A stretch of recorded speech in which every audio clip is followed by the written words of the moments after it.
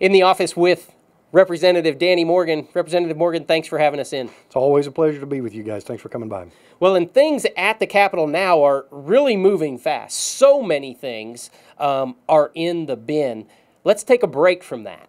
And let's talk about something that's happening in Oklahoma City that I know is near and dear to your heart, the FFA, and the importance of kids growing up the right way.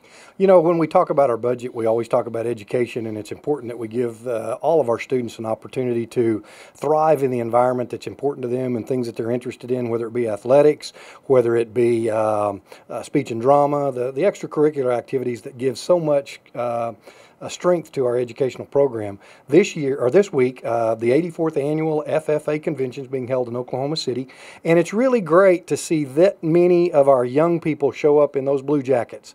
You know, I think it's always been the adage that we've always followed, that when you look at the prison population, you probably don't see a lot of people who have ever had that blue jacket on.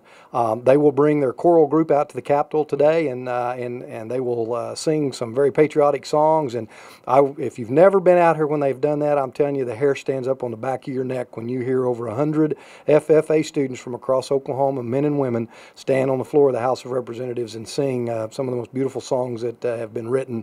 And they will also make that performance, I think, tonight at their final session of the convention.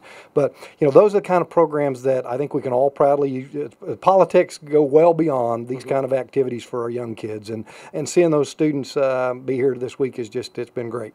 And in your district, you have many FFA programs going on throughout the schools. Talk a little bit about that. Well, you know, that always works. We just finished up last month with the premium show, for example, where those kids have raised those animals throughout the winter and into the spring.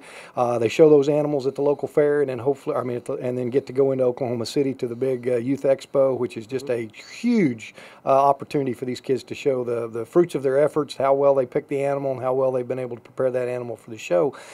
So you do a lot of the livestock activities, but you know, there's a lot of other things.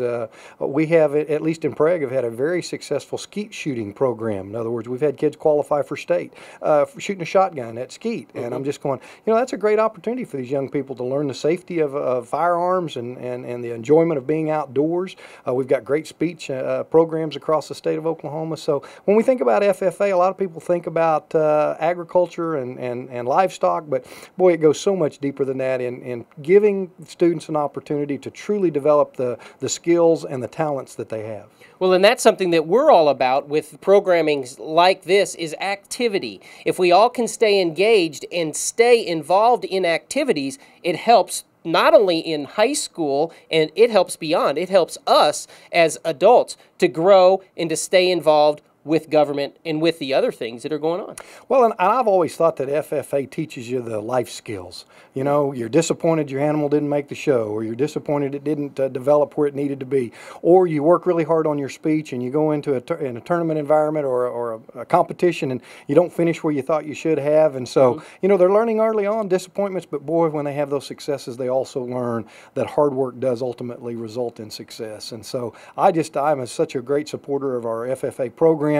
And you know, when we start looking at our budget numbers, we need to make sure that we are able to continue to give the support necessary.